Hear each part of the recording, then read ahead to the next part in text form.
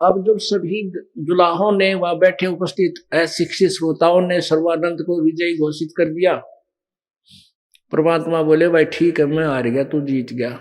बोल के लिखवाना के करना चाहे जा कर ले मेरा वीरा, मैं हार गया, तू जीत गया बस। अब सर्वानंद जी कहने लगे ऐसे नहीं, मेरी माँ ऐसी कच्ची नहीं है, उसने कहा था बेटा लिखवा के लाइए, जब मानेगी वह। तो परमात्मा बोले लिख ले भाई तू, आप मैं तो पढ़ा नहीं, अंगूठा ला दूंगा। सर्वानंद जी ने लिख लिया एक कागज पे, शास्त्रार्थ में सर्वानंद विजयी हुए, कबीर जी पराजित हुए, और नीचे दस्तक करवा दिए परमात्मा के, गुठा लवा लिया। अपनी माँ को आके कहने लगा माँ ले, उसने जाते हाथ जोड़ दिए मेरे आगे कि मैं क्या शास्त्रार्थ करूंगा आपके साथ, मैं हारी लिख देता हूं। उसने हारी लिख दी अपनी। माता बोली बेटा पढ़ कर सुना एक बार।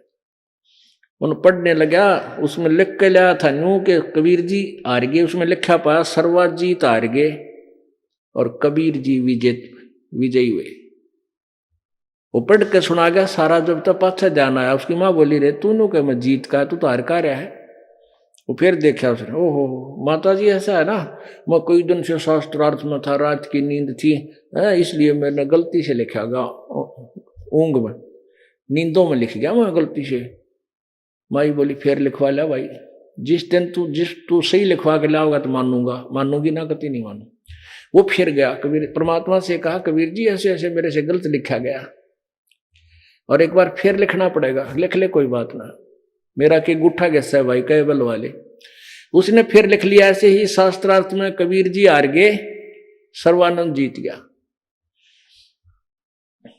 अब फिर आके उसने सोचा तो ठीक लिख के लाऊं, उसमें क्या गड़बड़ पाओगी। आके फिर बैठा पढ़ने लग गया, देख ले मां सुनाऊं सुना, शास्त्रार्थ में सर्वाजीत हार गया है। चुप हो गया जब उसकी माँ बोली रे तू उड़ती जाओ भी है किराए में लिख के लाओ है ना।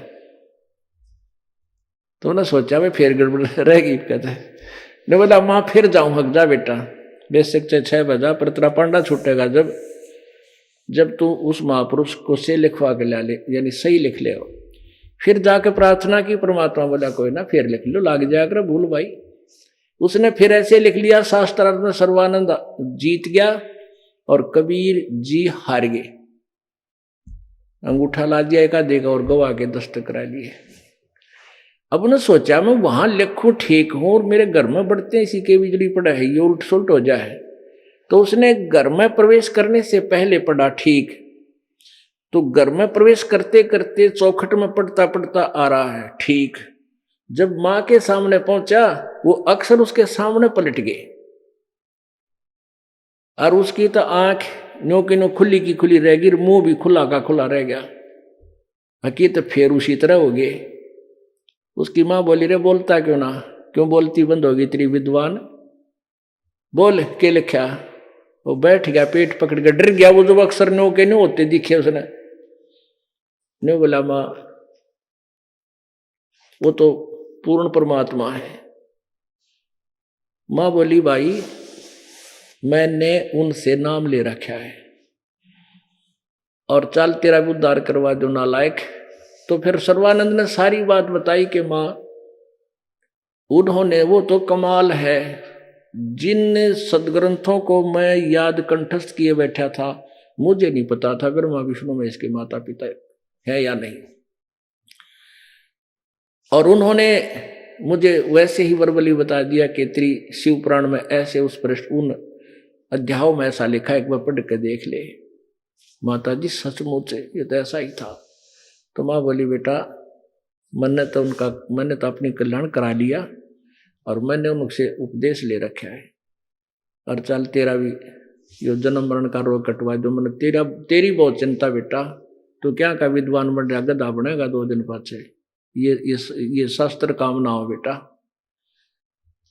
तो ने बोला माँ मैं जाऊंगा एकला, मैंने शर्म आ गया, आप मेरी साथ चलो। चल बेटा साथ लेगी, परमात्मा के चरणों में डाल दिया कि पकड़ दे पैर परमेश्वर के। उस विद्वान ने नाम लिया। अब वो सर्वानंद औरों ने बताओ ब्राह्मणा ने वो उसका पीछा पड़ दिया, इसने जाते गिर दो, तो बकवादी है, झूठ बोल रहा है। अब उस सर्वानंद की कोई नहीं सुना, ब्रह्मा विष्णु महेश के माता पिता है। क्योंकि परमात्मा ने यो ज्ञान अभी तक दबा कर रखना था इस पीढ़ी तक। अब वो सर्वानंद का कल्याण उस परमेश्वर से हुआ, उस कथित विद्वान का कल्याण उस परम पिता के चरणों में आने से हुआ, और शारदा जी का भी कल्याण हुआ। बोलो सतगुरुदेव। परम पिता परमात्मा पूर्ण ब्रह्म, सारी सृष्टि के रचनहार, कुल मालिक, कबीर देव, कबीर साहब, अल्लाहू अकबर, अल्लाह कबीर, ये वही परमेश्वर है जो सन 1398 में विक्रमी संवत 1455 जेठ उतरते की पूर्णमासी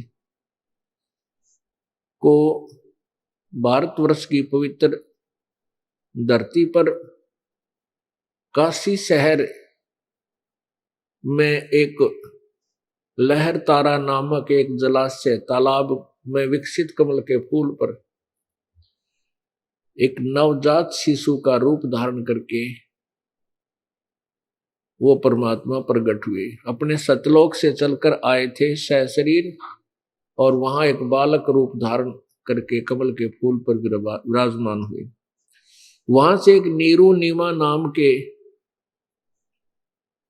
निसंतान दंपति मुसलमान जुलाहा उस परमात्मा को उठा ले गए और अपने पुत्र की तरह उनके परवरिश की।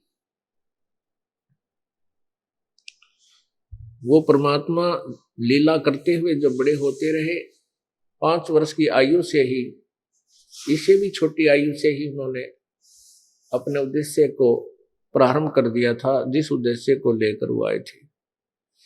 परमात्मा परमेश्वर सतलोक से चलकर इसलिए आते हैं कि वो अपनी प्यारी आत्माओं को अपने बारे में जानकारी दें, यथार्थ ज्ञान बतावें। क्योंकि काल भगवान ने आप सभी को, हम सभी को मिसगाइड किया हुआ है, भ्रमित कर रखा है। परमात्मा का ज्ञान किसी को नहीं है। अन्य देवताओं की साधना और उन्हीं को परमात्मा सिद्ध करवा रखा है। तो उस भगवान ने, उस पूर्ण परमेश्वर ने आकर ही अपने यथार्थ ज्ञान को समझाने की चेष्टा की है, यथार्थ ज्ञान बताया है। उसी उद्देश्य से वो परमात्मा अपना कार्य प्रारंभ करने के लिए जब 5 वर्ष के हुए थे, रामानंद जी जो महर्षि थे, उनको उस तत्व ज्ञान के आधार से पराजित किया, उस प्यारी आत्मा को सतलोक के दर्शन कराए, अपनी महिमा से परिचित करवाया और शरण में लिया। गोता मारूं स्वर्ग में, जा बैठूं पाताले, गरीबदास ढूंढता फिरूं अपने हीरे माणिक लाल। परमात्मा कहते हैं, अपनी महिमा आप ही बताते हैं। गरीबदास साहिब जी कह रहे हैं कि कबीर परमेश्वर ने बताया मेरे को कि मैं गोता मारूं स्वर्ग में और जा बैठूं पाताल। और हे गरीबदास, कबीर जी कह रहे हैं, ढूंढता फिरूं, खोज रहा हूं अपने हीरे माणिक लाल। वेद हमारा वेद है, मैं ना वेदन के माही, और जौन वेद से मैं मिलूंगे वेद जानते नहीं। परमेश्वर ने कहा था कि हे प्यारी आत्मा धर्मदास, क्योंकि परमात्मा अपनी प्यारी आत्माओं को, श्रेष्ठ आत्माओं को आकर मिलते हैं और अपने बारे में यथार्थ ज्ञान कराते हैं। उनमें से किन किन को मिले? आदरणीय धर्मदास साहिब जी को, आदरणीय मुलुकदास साहिब जी को, आदरणीय दादू साहिब जी को, आदरणीय नानक साहिब जी को, आदरणीय गरीबदास साहिब जी को, आदरणीय गीसा दास साहिब जी। और भी बहुत से महापुरुषों को मिले, आदरणीय मोहम्मद साहिब जी को, आदरणीय अब्राहिम अदम सुल्तान साहिब जी, भगत जी साहिब जी को, और भी बहुत। अब जैसे तत्व ज्ञान में गरीबदास साहिब जी ने कहा है, जब उनको ज्ञान हुआ कि तुम केवल 24 अवतार मानते हो, तुम केवल 9 अवतार मानते हो, 9 अवतार नहीं, उस परमात्मा के अवतार पूर्ण ब्रह्म के आप वर्णन नहीं कर सकते, कितनी बार वो अवतरित हुए, कितनी बार प्रकट हुए। क्या बताते हैं? अनंत कोट अवतार हैं, नौ चित में बुद्धि नासे, खाल्यक खेल खलक में 6 ऋतु 12 मासे। अनंत कोट अवतार है उस परम पिता के, ना जाने कितनी बार कहते छिन आऊं छिन जाऊं मैं। नानक साहिब जी कहते हैं नीच जात परदेसी मेरा, और छिन आवे छिन जावे वे। परमात्मा भी अपनी महिमा बताते हैं कि एक पल में मैं पृथ्वी पर और दूसरे पल में मैं अपने सतलोक में होता हूं। तो अनंत करोड़ बार परमात्मा अवतरित हुए हैं और होते रहेंगे जब तक वो अपनी आत्माओं को काल के जाल से नहीं छुड़वा लेंगे। अब जैसा परमात्मा ने बताया था कि वेद मेरा भेद है, चारों वेदों में परमेश्वर कबीर जी कहते हैं मेरे ही विषय में जानकारी विशेष दी गई है, लेकिन मैं ना वेदन के माही, मेरी प्राप्ति की विधि, मेरे पाने का मेथड इन चारों वेदों में नहीं है। वैसे मेरे गुणगान मेरे ही गाए गए हैं, मेरी ही लीला, मेरी महिमा बताई गई है। वो परमात्मा कैसे क्या करता है, कहाँ रहता है, वो कैसा है, शरीर कैसा उसका शरीर है। और जौन वेद से मैं मिलूं वो वेद जानते नहीं। गीता जी अध्याय नंबर 4 के श्लोक नंबर 25 से लेकर 30 तक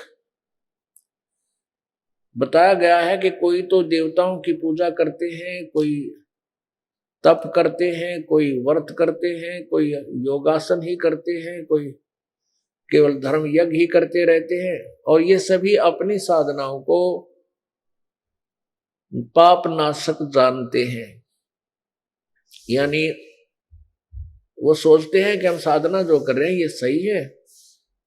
तो चौथे अध्याय के 32वें श्लोक में कहा है कि वास्तविक जानकारी, ये इन ऐसी यज्ञों की वास्तविक जानकारी उस सच्चिदानंद घन ब्रह्मणे मुखे, सच्चिदानंद घन परमात्मा के मुखे माने अपने मुखारविंद से उच्चारित उस अमर वाणी में, सच्चिदानंद घन यानी परम अक्षर ब्रह्म की वाणी में विस्तार से कही गई है।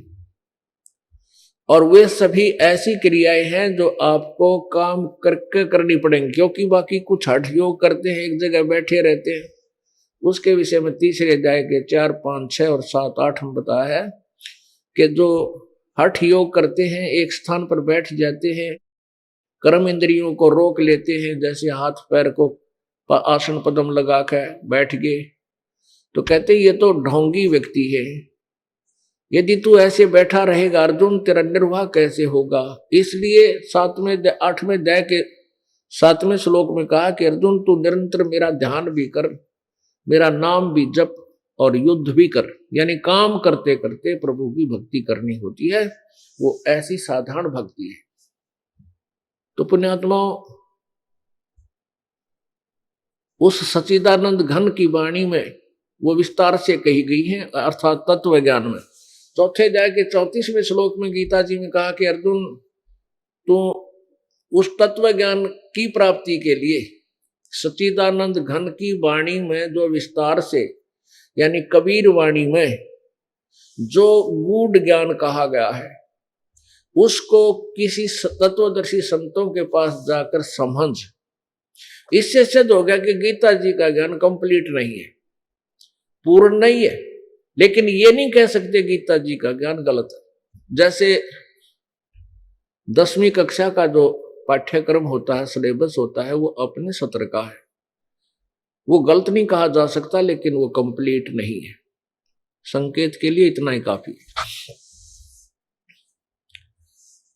इसी प्रकार यजुर्वेद अध्याय नंबर 10 से लेकर 13 तक वेद ज्ञान दाता ने कहा है कि कोई तो परमात्मा के विषय में ये कहता है कि वो अवतरित होता है किसी मां के जन्म लेकर, और कोई कहता है वो अवतरित होता ही नहीं, वो जन्म लेता ही नहीं।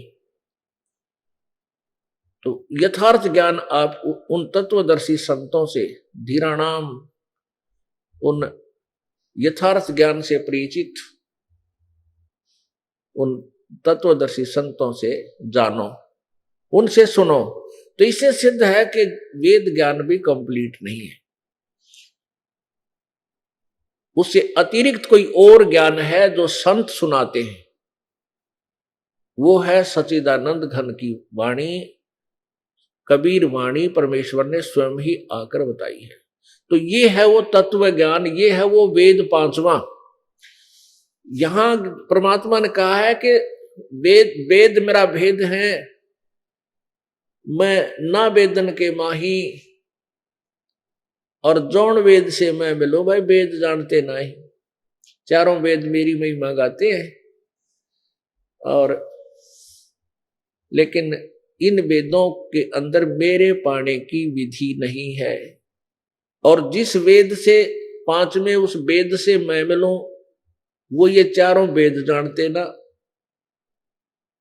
तो वो परमात्मा की वाणी है, वो स्वयं ही आकर उन्होंने बताई है। अब वेद मेरा भेद है ये देखने के लिए कि परमात्मा क्या लीला करता है, कैसे आता है। पुण्यात्मा जो कथाएं दास आपको सुनावेगा बगैर किसी प्रमाण के, तो आपको बहुत कम विश्वास हो पाएगा। और हम अपने पवित्र वेदों और पवित्र श्रीमद् भगवत गीता जी और पवित्र पुराणों पर बहुत विश्वास करते थे, विशेषकर हिंदू समाज। और आज हम उन अपने सदग्रंथों में ये देखेंगे आंखों से कि उस परमात्मा की महिमा क्या लिखी गई है। उस परमेश्वर ने आज से 600 वर्ष पहले वो लीला कर रखी है। तो फिर भगवान कौन है? हम अपने परमात्मा को पहचान सकेंगे। हम किसी भ्रमित करने वाले संत ऋषि महर्षि से भ्रमित नहीं हो सकेंगे, तभी हम भक्त बनेंगे। गीता जी अध्याय नंबर 2 के श्लोक नंबर 53 में कहा कि अर्जुन, जब तेरी बुद्धि भिन्न भिन्न प्रकार के भ्रमित करने वाले वचनों यानी ज्ञान से हटकर एक परमात्मा के ज्ञान पर आश्रित हो जाएगी, तब तो तू योग को प्राप्त होगा। तब तो भक्ति, जब तो तेरे में भक्ति समावेगी तो योगी बनेगा, नहीं तो डगमग है तो वो भक्त नहीं है। अब हम सबसे पहले ये देखेंगे अपने पवित्र वेद क्या बताते हैं उस परमेश्वर के बारे में। जैसे इस दास ने इन वेदों को सन 2003 के बाद देखा, 2 के बाद, और सन 1994 से लेकर सन 2002 तक ये दास कबीर परमेश्वर की महिमा जो पहले उनकी लिखी हुई थी और आंखों देखे संतों ने जो वर्णित की हुई थी उनकी अमर वाणी में, उसके आधार से ज्ञान बताया करता था। अब उसको, उस ज्ञान को तो केवल वही व्यक्ति समझ सकते थे, मान सकते थे जो या तो थोड़े बहुत सुखी हो गए, जिनका कोई लाभ हो गया वो मान लेते, या कोई कबीर पंथी जो पुराना परंपरागत कबीर पंथी वो भी मान लेता था। लेकिन वो हमारे से प्रभावित नहीं होता था, वो पूजाएं वही करता रहता था। ये अवश्य मान लेता था कि भी महाराज जी ज्ञान तो सही बताओ कबीर जी के बारे में, क्योंकि वो कबीर पंथी था इसलिए। और कबीर साहब अन्य जो समाज है वो तो इस बात को कतई नहीं मानना था कि कबीर तो एक कवि था, दानक था, जुलाहा था, गरीब सा आदमी था और उसने भगवान बतावे और उसने ऐसी लीलाएं की, हम नहीं मानते। तो काल ने तो हमें कई प्रकार से भ्रमित किया हुआ है। उस सब भ्रमणाओं को, सब शंकाओं को समाप्त करके हम परमात्मा तक पहुंचेंगे और परमात्मा को पहचानेंगे। सन 2002 में इस दास के ऊपर मेहर करी परमात्मा ने। 2001 में गीता जी को दोबारा देखा, इस तत्व ज्ञान के तराजू में तोला। अनुवादकर्ताओं ने अनुवाद गलत किया हुआ था, गीता जी खरी थी, गीता जी में कोई कमी नहीं थी, त्रुटि नहीं थी। उनके अनुवादकर्ताओं ने अनुवाद गलत किया हुआ था, उसको फिर रीसेट किया और उसका दोबारा अनुवाद करके पुस्तक का नाम लिखा गहरी नजर गीता में, यानी विशेष दृष्टि इस पवित्र शास्त्र में आपको इस पुस्तक में पढ़ने को मिलेगी। उसके बाद फिर वेदों में देखा कि परमात्मा की वाणी है कि वेद मेरा भेद है, और परमेश्वर की वाणी गलत नहीं हो सकती। चाहे ब्रह्मांड गलत हो सकते हैं, सूर्य पृथ्वी अपनी दिशा बदल सकती है, परमात्मा की वाणी गलत नहीं हो सकती। जब वेदों को देखा तो वेद तो सारे ही कबीर भगवान की महिमा से परिपूर्ण है, उसी के गुणगान कर रहे हैं। और ये नाड़ी ऋषि भय ऋषि वेदों को समझ नहीं सके। क्यों नहीं समझ सके? कि गुरु बिन का हुन पाया ज्ञाना, जो थो था बुस छड़े किसाना। गुरु बिन वेद पढ़े जो प्राणी, समझे न सार रहे अज्ञानी। अब गुरु कौन?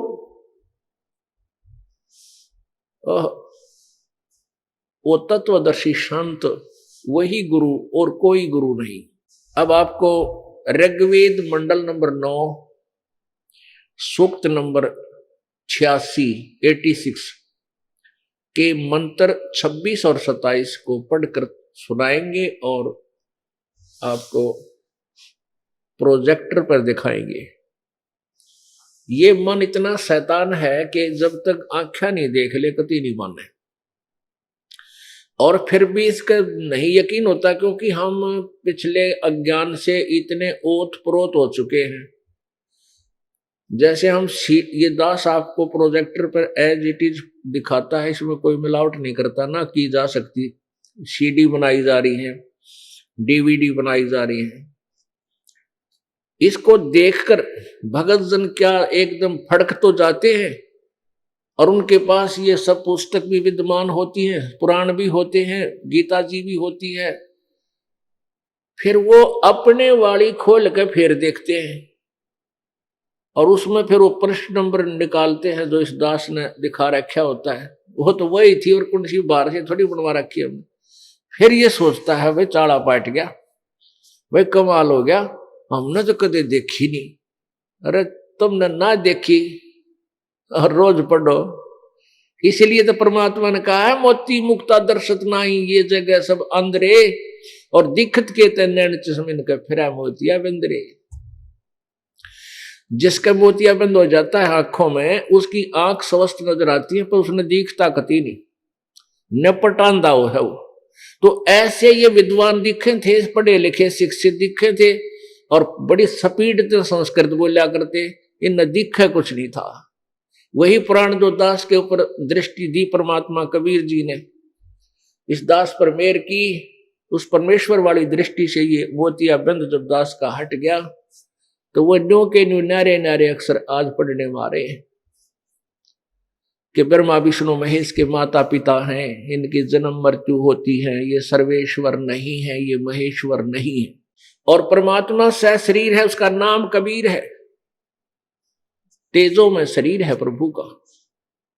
तो परमात्मा यही बताने आए। ये वाणी पहले इसीलिए बोली थी, जैसे कल रात को आपने सर्वानंद जी का प्रकरण सुना था, उसके विषय में बताया था प्रभु ने कि मोती मुक्ता दर्शत नाही, ये जगह सब अंधरे और दिखत के तैन चश्मिन के फिरा मोतिया बंदरे। इन आज तक नहीं ना मेरा तुम्हारी पुस्तकों में लिखा क्या है, तुम्हारी पाठ्य सिलेबस में क्या लिखा हुआ, तुम काहे के टीचर हो? फिर डुबो दिया पूरे समाज को, मानव समाज को। तो सबसे पहले हम आपको ऋग्वेद मंडल नंबर 9 और सूक्त नंबर 86, 82 इनसे कुछ परमात्मा की महिमा समझाएंगे, क्योंकि ये हमारे आज के सत्संग का मुख्य उद्देश्य होगा, मुख्य प्रकरण होगा। ये देखिएगा, पवित्र ऋग्वेद, ये वैसे 9 और 10 मंडल इस महर्षि दानव द्वारा नहीं अनुवादित है। ये तो वैसे इन्होंने छाप लगानी शुरू कर दी कि इसके नाम तो ये वेद में क्या करते हैं। बाकी जितना अनुवाद इस महर्षि ने कराया है ना, जिन अंगों का अनुवाद महर्षि दानव ने कराया है, यजुर्वेद तो इसने पूरा किया है, ऋग्वेद किया है 1 से लेकर 6 मंडल ताई, उनमें कति अड़ंगा कर रखा है, वो कितने भी समझ मान का कौन है। उसके इसकी मृत्यु के बाद फिर उन्हीं के पद चिन्हों पर, उनके द्वारा दी गई गाइडलाइन के ऊपर अन्य आर्य समाज के आचार्यों ने अनुवाद किया हुआ। उन्होंने कुछ थोड़ा बहुत ठीक कर लिया, लेकिन वो तो कति भट्ठा बैठा के जा रहा। जैसे आपने यजुर्वेद 5 में जाएगा, प्रथम मंत्र उन्होंने अनुवाद किया महर्षि जी ने। उसमें उसका मूल संस्कृत है अग्ने तनुरसी विष्णवे तवा सोमस्य तनुरसी। सीधा सा अर्थ बनता है परमात्मा सशरीर है और उस परमात्मा का, उस अमर परमेश्वर का सबके पालन पोषण के, धारण पोषण करने के लिए भी अन्य शरीर है। परमात्मा साकार है। और उन्होंने अपनी थ्योरी समाज में प्रवेश कर दी थी सत्यार्थ प्रकाश में कि परमात्मा निराकार है। इसलिए उस वेद के यथार्थ ज्ञान को यथार्थ अनुवाद ना करके स्वामी जी ने पता नहीं के गपोड़ मार दिया। दे पहले वो यजुर्वेद दिखा जाए, उनका एक छोटा सा अनुवाद किया हुआ। ये अनुवाद है महर्षि दानव का। देखिए यजुर्वेद, ये अनुवाद है पूरा यजुर्वेद इस महर्षि दानव सरस्वती जी द्वारा किया गया है। प्रकाशक आर्य सार्वदेशिक आर्य प्रतिनिधि सभा 2/5 महर्षि दानव भवन, रामलीला मैदान, नई दिल्ली से प्रकाशित है। यजुर्वेद आर्य भाषा भाष्य संपूर्ण 40 अध्याय महर्षि दानव सरस्वती कृत। ये ठीक है। अब 5वें अध्याय का आपको प्रथम मंत्र दिखा दूं। अथ पंचम अध्याय आरंभ है। प्रथम मंत्र अग्ने तनुरसी विष्णुवे तवा सोमस्य तनुरसी। यहां क्या लिखा है? इस अग्ने तनुरसी का अनुवाद करते हुए स्वामी जी ने क्या किया है? हे मनुष्यों, तुम लोग जैसे मैं जो हवि बिजली प्रसिद्ध रूप अग्नि के शरीर के समान है, उसको यज्ञ की सिद्धि के लिए स्वीकार करता हूं। बता, इसका कोई सेंस बनी कहता है हे लोगो, हे मनुष्यों, हे मनुष्यों, तुम लोग, मनुष्य और लोग दो हो गए। बताओ इसकी अनुवाद देखो। हे मनुष्यों, तुम लोग जैसे मैं हवि बिजली प्रसिद्ध रूप अग्नि के शरीर के समान है। बताओ इसका कोई सेंस 100 पढ़ कर समझा दियो मैंने, जो मान जाएंगे मैं ऋषि ने की अनुवाद किया है। अभी इन्होंने इसने तो कति अड़ंगा करने का ठेका कर रखा था, लेकिन इसकी महिमा दंत कथा इतनी सुना दी इन पेट भरों ने, जो इसकी आड़ में पुस्तक बेचकर रोटी खाया कर दी। पता नहीं के बना दी। बड़ा विद्वान था, वेदों के अनुवाद वो समाधि लाला के जाने हैं और फिर अनुवाद किया। फिर लोग इतने प्रभावित हो गए, जो सब ने वेद अपने घर धर लिए, जो थोड़ी सी बुद्धि रखी थी। अभी न पढ़ शर्मा दर्द हो जाए, के कहना चाहो है कोई सेंस है कोई नहीं। फिर नो सोच कर रख लेते भाई हम तो इतने विद्वान नहीं है, ये तो महर्षि द्वारा अनुवादित है, इनका अर्थ कोई बढ़िया पाओगा, इसलिए रख ले, हमारे समझ में ना तो बालक पढ़ लिया करेंगे। ऐसे सोचकर घर रखे हुए। और ये तो 7 जन्म भी समझ में ना हो जाए, परमात्मा दया ना करता है। तो अब ये ऋग्वेद जो 9 मंडल है, 10 मंडल, ये इनका अनुवादित नहीं है महर्षि दानव, लेकिन इसकी फीत इसलिए ला दी इन्होंने कि इसके नाम को देखकर लोग खरीद ले जाते। इनकी दुकान चल रही थी वेद छापनी और बेचनिया की। कंसेप्ट क्लियर ही कर देते हैं। देखिएगा इसमें स्पष्ट लिखा है ऋग्वेद भाषा भाषण, ये किसी अन्य ने भाष्य अनुवाद किया है। इसमें लिखा है भाष्यकार महर्षि दानव सरस्वती ने तो केवल मंडल 1 से लेकर 6 तक अनुवाद किया है। फिर श्रीपाद दामोदर सातवलेकर ने 7 से 10 तक ये मंडल किसी और आचार्य ने श्रीपाद दामोदर सातवलेकर ने अनुवादित है, ये दयानंद जी का अनुवाद नहीं है। फिर भी हम अपना मूल उद्देश्य ही लेकर चलेंगे। अब ऋग्वेद मंडल नंबर 9, ये कहां से प्रकाशित है? प्रकाशक है सार्वदेशिक आर्य प्रतिनिधि सभा, महर्षि दयानंद भवन, रामलीला मैदान, नई दिल्ली। 2 ऋग्वेद आर्य भाषा भाष्य। देख कितनी झूठ बोल रखी है। 9-10 मंडल के ऊपर के लिखा है महर्षि दयानंद सरस्वती कृत। ये इतने जो है ना चालबाज थे कि महर्षि का नाम लिख के और सबको बेच रहे थे। दयानंद जी ने नहीं किया इसका अनुवाद। फिर भी मुद्रक है Prince offset printers, 1510, Pataudi house, Daryaganj, नई दिल्ली। अब हम अपने मूल उद्देश्य पर आते हैं। ऋग्वेद मंडल नंबर 9 और सूक्त नंबर 86 और मंत्र नंबर 26 और 27 पढ़ेंगे। ऋग्वेद मंडल नंबर 9 सूक्त 86 और मंत्र नंबर 26। इसमें क्या लिखा है कि यज्ञ करने वाले यजमानों के लिए, यजमान माने साधकों के लिए, यज्ञ माने धार्मिक अनुष्ठान, भक्ति करने वाले भक्तों के लिए, इसका सीधा अर्थ है परमात्मा सब रास्तों को सुगम करता हुआ, यानी उनके सब रास्ते खोल देता है, उनके विघ्नों यानी संकटों को मर्दन करता हुआ नष्ट करता है, और उनको पवित्र करता हुआ और अपने रूप को सरल करता हुआ। क्योंकि परमात्मा का सतलोक में जो रूप है वो बहुत तेजों में है। हम यहाँ परमात्मा आ जावे तो हमने कुछ भी ना दिखे। उनके एक रोमकूप में करोड़ सूर्य करोड़ चंद्रमा की रोशनी भी फीकी लगती है, इतना तेज है परमेश्वर का। के तेज पुंज का शरीर धारण करके परमात्मा आता है, तो उसी का वर्णन कर रहे हैं।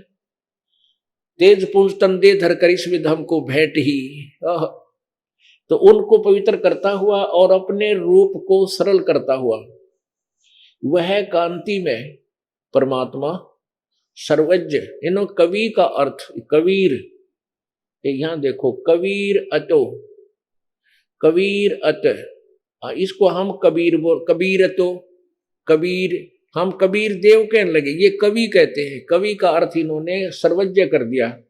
अब कवि का अर्थ सर्वज्ञ हो ही नहीं सकता, क्योंकि कवि सर्वज्ञ नहीं होता, परमात्मा ही सर्वज्ञ होता।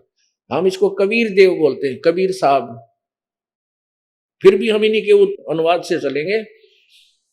वह कांति में परमात्मा सर्वज्ञ, विद्युत के समान बिजली की तरह क्रीड़ा करता हुआ, बिजली के समान गति करता हुआ समझो, वर्णीय पुरुषों को प्राप्त होता है।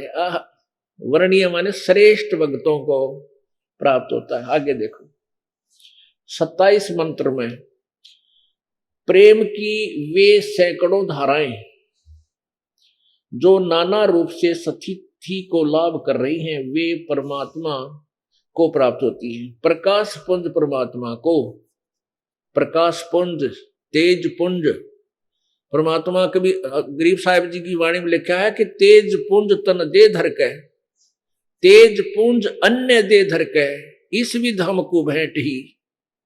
कबीर परमात्मा की महिमा जो वेदों में लिखी है, वही गरीबदास साहिब जी ने परमात्मा के दर्शनार्थ के उपरांत, साक्षात्कार के उपरांत ज्यों का तो वर्णन कबीर परमात्मा की महिमा का किया है। अब वेद वही बता रहे हैं। वो तेज पुंज परमात्मा को बुद्धिवृत्तियां विषय करती हैं, जो परमात्मा धूलोक यानी ऊपर प्रकाशित लोक के तीसरे पृष्ठ पर विराजमान है, वहां रहता है।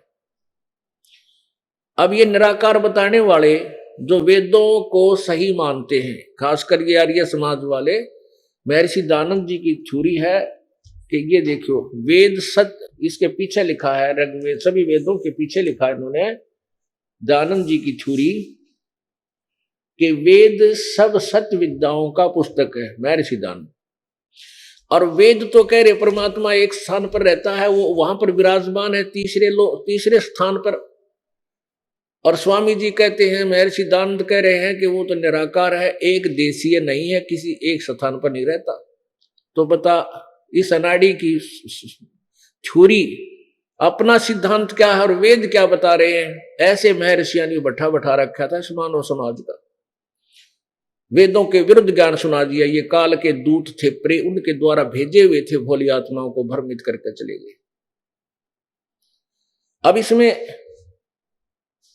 आगे देखो, ये सिद्ध हो गया कि वो परमात्मा श्रेष्ठ आत्माओं को मिलता है और उनके सब संकटों का हरण कर देता है, उनको पवित्र करता हुआ, अपने रूप को सरल करता हुआ वह कांतिमान परमात्मा सर्वज्ञ विद्युत के समान क्रीड़ा करता हुआ, यानी बिजली की तरह एक सेकंड में उनके पास पहुंच जाता है। वर्णीय पुरुषों को, श्रेष्ठ आत्माओं को प्राप्त होता है। इसी प्रकार इसमें लिखा है कि वह 27 में ऋग्वेद मंडल नंबर 9 का सूक्त नंबर 86 का मंत्र 26 और 27 ही आपको पढ़कर सुना। 27 में कहा कि जो परमात्मा, वो तेज पुंज परमात्मा ध्रुवलोक के तीसरे पृष्ठ पर विराजमान है। आगे देखो 82, अब ऋग्वेद मंडल नंबर 9 सूक्त नंबर 82 का 1, 2 और 3 आपको दिखाएंगे मंत्र। ये देखिएगा, ऋग्वेद मंडल नंबर 9 सूक्त नंबर 82 और यहां नीचे है ये एक मंत्र। जो सर्वोत्पादक प्रभु, यानी सबका उत्पन्न करने वाला परमात्मा, प्रकाश रूप, प्रकाश स्वरूप यानी तेजो में है, वो सद्गुणों की वृष्टि करने वाला और पापों का हरण करने वाला, पाप नाशक, वह राजा की तरह, राजेव राजा के समान, राजा के समान दर्शनीय है, राजा की तरह देखने योग्य है, निराकार नहीं है। वह पृथ्वी लोक लोकांतरों के चारों ओर शब्दमान हो रहा है, शब्दायमान। वह वर्णीय पुरुषों को, श्रेष्ठ भक्तों, श्रेष्ठ पुरुषों को, अच्छी आत्माओं को, वर्णीय पुरुषों को, जो दृढ़ भक्त है उसको पवित्र करता हुआ प्राप्त होता है, उनको आकर मिलता है। जिस प्रकार विद्युत बिजली स्नेह वाले स्थानों को आधार बनाकर प्राप्त होता है, इसी प्रकार उत गुण वाले परमात्मा ने इस ब्रह्मांड को उत्पन्न किया। अब इसमें सीधा लिखा है कि जो बिजली की गति से चलता है और वो उन श्रेष्ठ, उन वर्णीय पुरुषों को जो दृढ़ भक्त हैं, यानी खास भक्त हैं, उनको आकर मिलता है। आगे देखो वो किस लिए आता है, दूसरे मंत्र में ऋग्वेद मंडल नंबर 9 सूक्त नंबर 82 के मंत्र नंबर 2 में, हे परमात्मन, उपदेश करने की इच्छा से आप, यानी ज्ञान देने के लिए आते हो, उपदेश करने की इच्छा से आप महापुरुषों को प्राप्त होते हो, अच्छी आत्माओं को आकर मिलते हो, और आप अत्यंत गतिशील पदार्थ के समान, यानी बिजली की तरह हमारे आध्यात्मिक यज्ञ को प्राप्त होते हो। हमारे ये आध्यात्मिक अनुष्ठान, जो आध्यात्मिक अनुष्ठान है, वहां अवश्य विद्यमान रहते हो। आप सर्वज्ञ हैं, आप कवि हैं, हम इसको कबीर बोल देते, आप कबीर हैं, इन्होंने लिख दिया आप सर्वज्ञ हैं, कवि का अर्थ कर दिया। ये कबीर वेदस्या, यो रे ऊपर लग गया, कबीर, आप कबीर हैं, आप कवि हैं, इन्हीं की बात, आप सर्वज्ञ हैं, शुद्ध स्वरूप हैं, हमारे पापों को दूर करके हे सोम आप हमको सुख दें और प्रेम भाव को उत्पन्न करते हुए पवित्रता को उत्पन्न करें। हम इसमें ये देखना था कि वो परमात्मा उपदेश करने की इच्छा से श्रेष्ठ आत्माओं के पास आता है और बहुत तेजी से वो चलता है। आगे देखो तीसरे में क्या कहा है, पवित्र यज्ञों में रक्षा से आप प्राप्त होते हो और पृथ्वी आदि लोक लोकांतरों में गति करते हुए सर्वव्यापक आप स्वयं गतिशील होकर, वहां से चलकर, गतिशील होकर चलकर विराजमान होते हैं। अब हमने ये दो बात वेदों ने बता दी कि वो परमात्मा सतलोक में रहता है और वहां से चलकर अपनी प्यारी श्रेष्ठ आत्मा, अच्छी आत्मा, जो पुण्य आत्माएं हैं, वर्तमान वो भ्रमित होकर के किसी और ही धंधा लागी है, उनको आकर के मिलता है, फिर यथार्थ मार्ग उनको बताता है। अब जैसे धर्मदास जी धार्मिक अनुष्ठान करते हुए, यानी साधना करते हुए, गुरु जी के बताए हुए अनुसार मथुरा में गए हुए थे उस जोड़ मनाने के लिए तीर्थ पे, तो परमात्मा वहां उसकी धार्मिक यज्ञों में वहां जाकर पहुंच गए, एक जिंदा रूप बना के, और उस प्यारी आत्मा को फिर समझा बुझा के वार्ता करके आप दास की भूमिका की है, धीरे धीरे धीरे धीरे उसकी चौंध तोड़ दी। फिर धर्मदास पीछे पीछे, परमात्मा आगे आगे, यानी ज्ञान हो गया, उसने पहचान लिया मालिक को। ऐसे ही इसी दृष्टिकोण से परमेश्वर कबीर जी प्रत्येक युग में आते हैं। सतयुग में सत्सुकृत नाम से प्रसिद्ध होते हैं, उनका उर्फ नाम वामदेव रख लिया जाता है, वामदेव, क्योंकि परमात्मा तो सच्ची बात बताते हैं, यथार्थ ज्ञान देते हैं, और वो नकली महर्षि कहते हैं कि ये कबीर, ये सत्सुकृत, ये भाई उल्टा ज्ञान बोलता है, ये सारी उल्टी बात कह रहा है। पुण्यात्माओं, जैसे परमेश्वर कबीर जी का दिया हुआ ज्ञान ये दास प्रचार कर रहा है, और इस दास ने क्या ज्ञान बताया है कि ब्रह्मा विष्णु महेश नासवान है, ये सर्वेश्वर महेश्वर नहीं है, इनकी जन्म मृत्यु होती है, इनके माता पिता है। और आज तक आप जी ने क्या सुन रखा था? अब इस ज्ञान को यदि ये दास साक्षात नहीं करता आपके सामने सदग्रंथों को, तो आप यही कहते कि वो तो बकवाद करता है, सारी उल्टी बात कह है, ब्रह्मा विष्णु महेश के माता पिता बता सुन लो उसकी बात। और परमात्मा 600 वर्ष पहले कहा करते, और ये बात स्वयं ये ब्रह्मा विष्णु महेश स्वीकार कर रहे हैं। श्रीमद् देवी भागवत पुराण के अंदर तीसरे शकंद में ये खुद कहते हमारा जन्म मृत्यु होता हुआ विनाशी नहीं। फिर देखिएगा पुण्यात्माओं, ये ऐसा जटिल प्रश्न बन गया। अगर स्थान पे लालटेन ना दिखाई ना तो ठोकर खा जाएंगे संभक्त समाज, क्योंकि ये सीढ़ी हम बना रहे हैं और जन समाज में प्रवेश कर रहे हैं। ये कैप्सूल हैं, कड़वे कुनीन, इनमें थोड़ी सी खांड मिलानी पड़ती है ताकि आसानी से या गले उतर जाए। अब देखो इसको, श्रीमद् देवी भागवत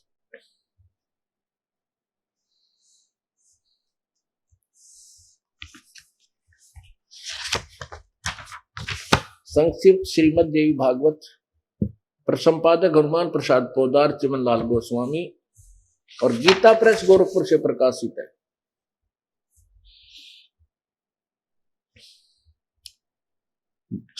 प्रकाशक में मुद्रक हैं गीता प्रेस गोरखपुर, गोविंद भवन कार्यालय कोलकाता का संस्थान। ये इनके फोन नंबर हैं। सकंद 123 पृष्ठ पर ये देखिएगा, सकंद तीसरा और पृष्ठ नंबर 123। इस पे क्या कहा है? भगवान विष्णु जी अपनी माता दुर्गा की महिमा कर रहे हैं। तुम शुद्ध स्वरूपा हो, यह संसार तुम इसे उद्भासित हो रहा है। मैं ब्रह्मा और शंकर, हम सभी तुम्हारी कृपा से विद्यमान हैं। हमारा आविर्भाव माने जन्म और तिरोभाव माने मृत्यु। हमारा तो जन्म मृत्यु होता है, हुआ करता, केवल तुम ही नित्य हो, जगत जननी हो, प्रकृति और सनातनी देवी हो। ये भी याद रखना कि प्रकृति दुर्गा को कहते हैं, क्योंकि आपके गीता जी में काम आओगा जब ये दास गीता जी का अनुवाद करेगा। भगवान शंकर बोले, देवी यदि महाभाग विष्णु तुम्ही से प्रकट हुए हैं तो उनके बाद उत्पन्न होने वाले ब्रह्मा भी तुम्हारे बालक हुए। फिर मैं तमोगुणी लीला करने वाला शंकर क्या तुम्हारी संतान नहीं हुआ? अर्थात मुझे भी उत्पन्न करने वाली तुम ही हो। शिवे संपूर्ण संसार की सृष्टि करने में तुम बड़ी चतुर हो। इस संसार की सृष्टि, स्थिति और संहार में तुम्हारे गुण सदा समृत हैं। उन्हीं तीनों गुणों से उत्पन्न हम ब्रह्मा विष्णु एवं शंकर नियमानुसार कार्य में तत्पर रहते हैं। अब इसे तीन बात तो कति कंसेप्ट क्लियर हो गया। एक तो ब्रह्मा विष्णु महेश अविनाशी नहीं है, ये नाशवान है। दूसरा ये हो गया कि इसके माता पिता, इसकी माता कौन है? दुर्गा। पिता आपको अलग से प्रूफ करेंगे, लेकिन वर्बली बता देते हैं, इनका पिता ज्योति निरंजन काल है, जिसे ब्रह्म नाम से भी जाना जाता है, ब्रह्म। और तीसरा ये हो गया कि रजगुण ब्रह्मा है, सतगुण विष्णु, तमगुण शिव जी। और चौथा कंसेप्ट ये भी क्लियर हो जाता है, ये कहते हैं हम तो केवल नियमानुसार कार्य कर सकते हैं, जिसका जितना प्रारब्ध है उसमें कोई परिवर्तन नहीं कर सकते, केवल जिसका जैसा नियमत है एज इट इज दे देते हैं। उसमें हम ना किसी ने दुखी कर सकते, ना किसी को सुखी कर सकते। ये चार कंसेप्ट इन 5 लाइनों में स्पष्ट हो गया। तो परमात्मा कबीर जी ये कहा करते थे, तो ये दास आपको बता रहा है, जिस कारण से वो महर्षि सतयुग वाले कबीर परमात्मा को वामदेव, उल्टा ज्ञान देने वाला देव कहने लगे। ये तो वामदेव है, यानी उल्टा ज्ञान प्रचारक, झूठ बोलनिया, निराबकवादी। अब वामदेव कौन थे? अब ये पता चला। अब पता चला ना, ये बेबे लड़ा करे ना बहन आपस में, वन्यों का आग्रह ईसिया नहीं सी दीक्षा करें। किसी ने जो दूसरी को गाली देती है तो ऐसी है, तेनों गा रही सी नहीं सी दीक्षा करें। ये बिल्कुल फैक्ट है। जो जिसा वो खुद उल्टे बकवाद करनी थे, उन्हें परमात्मा बकवादी दिखा था। ये परमात्मा परमेश्वर प्रत्येक युग में आते हैं। सतयुग में सुकृत नाम रहता है प्रभु का, त्रेता में मुनिंदर नाम होता है मालिक का, कलयुग द्वापर में वो करुणा में नाम से प्रसिद्ध होते हैं, और कलयुग में अपने यथार्थ नाम कबीर साहब से, कबीर जी से, कबीर नाम से प्रकट होते हैं, प्रसिद्ध होते हैं। और अन्य बहुत बार आते हैं, लेकिन उनका एक ही नाम सुप्रसिद्ध रहेगा उस पूरे युग में। परमात्मा जब यहाँ आए हुए थे कलयुग के अंदर बनारस में, उसमें वो परमेश्वर एक ही दिन में कई स्थानों पर प्रकट हो जाते थे। वो परमात्मा जितने प्राणी हैं उतने भी अपना अलग रूप बना सकता है, वो समर्थ है। और जिस कारण से परमात्मा ने जगह जगह जाकर के अपनी कोयल वाली बोली बोली, उस कोयल वाली आवाज को सुनकर कोयल के बच्चे अर्थात उनके पूर्व संस्कारी, पूर्व जन्मों के संस्कारी प्राणी परमात्मा कबीर जी के शिष्य हो गए। तो उसमें आज से 600 वर्ष पूर्व लगभग 64 लाख शिष्य हो जाना, 64 लाख 64 लाख शिष्य हो जाना कोई बालकों का खेल नहीं है। उसमें ना कोई मीडिया था, ना कोई टेलीविजन, ना कोई स्पीकर, लाउड स्पीकर थे कि तो खड़ा होगा गा बजा ले, क्योंकि वो समर्थ थे। जिस प्रकार आज एक स्थान पर प्रसारित किया हुआ प्रोग्राम आप करोड़ों टीवियों में देख सकते हो, उस समय परमात्मा ने यही अपनी आध्यात्मिक शक्ति से एक ही दिन में हजारों जगह प्रकट हो होकर अपना ज्ञान प्रचार किया। टीवी में जैसे टीवी में बोला जाता है, और वहां सुनाया खड़े होकर। वो पुण्यात्मा जो पूर्व संस्कारी थी परमात्मा के चरणों में आ गए, और उन प्यारी आत्माओं को किस लिए मिले कि उनको चार्ज कर दूं, कहीं ये आगे 84 लाख योनियों में ना पहुंच जाए, इतने युग भक्ति युग आवे। अब ये भक्ति युग पिछली पीढ़ी आ गई 1900, ये सन 1947 के बाद, यानी 20वीं सदी के उत्तरार्ध में ये पिछली पीढ़ी प्राप्त होगी। जब से भारतवर्ष आजाद हुआ उसके बाद से ही ये पिछली पीढ़ी प्रारंभ होगी। सन 1947 में भारतवर्ष आजाद हुआ, 1951 में इस दास को परमात्मा ने यहाँ धरती पर पटका, और उसके बाद पूरा भारतवर्ष आज शिक्षित है। शिक्षित इसलिए होना आवश्यक था, वह इस शिक्षा का कोई लाभ नहीं, क्योंकि अब तो हम इसको पेट भरने का धंधा मान बैठे। नहीं, इससे पहले 3 युग और चले गए जो अपना वैसे भी गुजारा कर गए वो सारी, और बहुत अच्छी तरह करके चले गए। हमारे दादी परदादी 7, 8, 10 पीढ़ी था, हमने पता है, कोई पढ़ा लिखा नहीं था, और बहुत अच्छा गुजारा उन्होंने अपना ढंग से किया और रहे। ये शिक्षा का विशेष लाभ हमें इसलिए मिला, परमात्मा ने ही ये प्रचार करवाया है कि ये प्यारी आत्मा सदग्रंथों को आप देख लेगी और आप देखकर मुझे पहचान लेंगी मेरी प्यारी आत्मा, और अपना पीछा छुटवा लेंगी। अब ये लास्ट चांस है, ये कलयुग जो है लास्ट चांस है आपका यहां से पार होने का। और ये पिछली पीढ़ी का समय जो कुछ अब चलेगा, 1000-2000 वर्ष परमात्मा दया बख्शेंगे, और इसमें जो आ गया बीच बीच में, वैसे तो अब जो वर्तमान में दास के पैरेलल जो पुण्यात्मा आएंगी, विशेष तो लाभ उनको होगा। तो उस अब ये पिछली पीढ़ी आई हुई है, इस पिछली पीढ़ी तक परमात्मा की सत्ता बनाए रखने के लिए, आपके हृदय में भगवान की महिमा जचाए रखने के लिए परमात्मा रह रहकर प्रकट होकर गुप्त रूप में ना जाने कितने व्यक्तियों को चमत्कार समझ लो ना, या उनको सुख देकर गए, जिससे आज तक भी परमात्मा की चाह आत्मा के हृदय से गई नहीं है। और दूसरा ये उद्देश्य था परमात्मा परमेश्वर का आने का कि अपनी महिमा करके दिखागे वो, क्योंकि वो गुण है मालिक में, वो स्वतः प्रकट होंगे, और उन गुणों का आज वेद भी वर्णन करते पाए। अब हमें भगवान पहचानने में देरी ना लगे, हम किसी की ना सुनाई व्याख्या देख ली, पहले तो बकाया करते शिव पुराण में ऐसे लिखा, विष्णु पुराण में ऐसे लिखा, देवी पुराण में ऐसे लिखा, वेदों में निराकार लिख रखा, भगवान पाप नहीं काटता है, और ब्रह्मा विष्णु महेश के कोई माता पिता नहीं। ये सारे वही ग्रंथ आज सब बता रहे हैं कि इनके माता पिता है, ये जन्म मृत्यु होती है, ये अविनाशी नहीं है, नाशवान। तो ये शिक्षा इसलिए आवश्यक थी कि हम अपने भगवान को पहचान लेंगे और सदग्रंथों को आंखें देख लेंगे।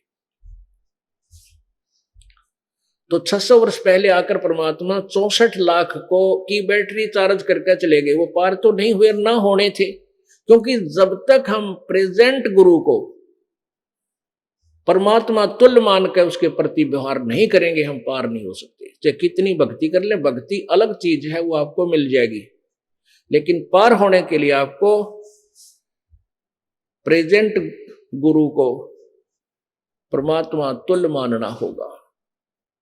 तो हम उस समय कबीर जी को भगवान नहीं मान सकते थे, चाहे हमारे कितने सुख हो गए थे, क्योंकि उन भ्रमित करने वाले अज्ञानी गुरुओं ने, ब्राह्मणों ने, ऋषि महर्षि नकलियों ने परमात्मा की सिद्धांत उलट बता रखा था, और वेदों की आड़ में बता रखा था, पुराणों के समर्थन देकर बता रखा था, और वो संस्कृत के ज्ञाता थे, सब ग्रंथ संस्कृत में लिपिबद्ध थे। कबीर परमेश्वर जी को वो कहते थे वो तो अशिक्षित है, उसने इसको वेदों का ज्ञान, पुराणों का और गीता का ज्ञान नहीं हो सकता। तो इसलिए हम उस समय के जो साधक थे ये बात सच्ची मान लिया करते कि कबीर जी अनपढ़ हैं, ये वेद व्याद तो जानते नहीं, पर हमारा काम खूब चल रहा है, इनकी आशीर्वाद हमें लाभ जरूर हो रहा है। हम इतने थे, और वो दयालु महिमा के भूखे नहीं है।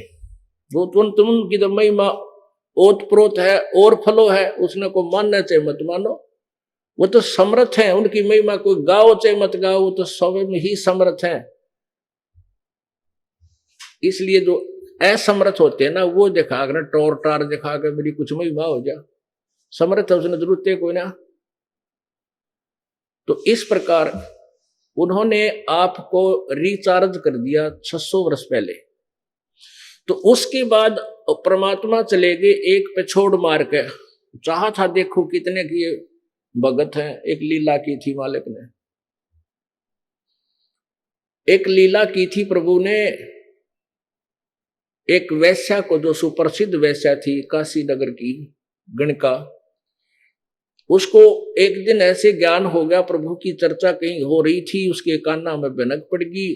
उस प्यारी आत्मा ने भी कल्याण कराना चाहा था, और वो परमेश्वर कबीर जी के पास सत्संग में आने लगी थी। भगत जन उसे हेट करने लगे थे, नफरत करते थे, अपनी अपनी बातें बनाते थे। तब परमात्मा ने उन सबकी परीक्षा लेनी चाहिए। उस लड़की को हाथी पर बैठा कर और एक शीशी गंगा जल की भर के और मुंह के लगा कर हाथी के ऊपर कबीर और रविदास जी को अपना हाथी का ड्राइवर बना लिया कि आप इस हाथी ने बीच बाजार के काट दो, काशी के मेन बाजार में के घुमा दो। और स्वयं एक शराबी की महिमा की परमात्मा ने, ऐसे गंगा जल पीवे न मुंह का ला के सीधी बोतल ला रे, प्याला भी ना ले रहे थे, और लड़की के कंधे पास धर लिया उस वैश्या के, और पूरे बाजार में का घुमा दी।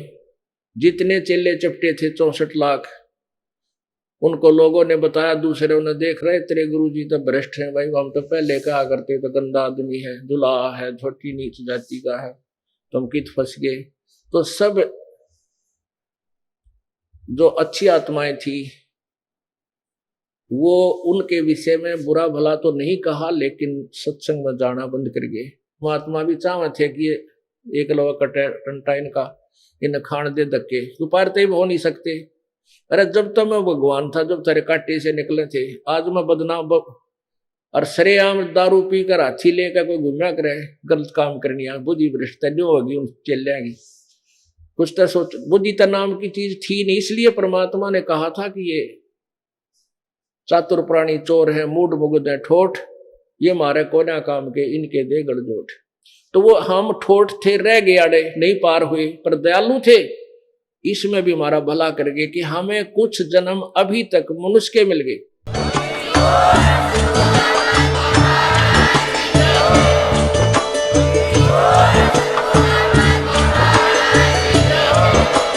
आप सुन रहे थे जगत गुरु तत्वदर्शी संत रामपाल जी महाराज जी के मंगल प्रवचन। अधिक जानकारी के लिए विजिट कीजिए हमारी वेबसाइट www.jagatgururampalji.org। संत रामपाल जी महाराज जी के शुभ आशीर्वाद से पूरे विश्व भर में 500 से भी ज्यादा नाम दीक्षा केंद्र हैं, जिन पर संत रामपाल जी महाराज जी द्वारा ऑनलाइन निशुल्क नाम दीक्षा दी जा रही है। अपने नजदीकी नाम दीक्षा केंद्र का पता करने के लिए संपर्क करें 8222880541।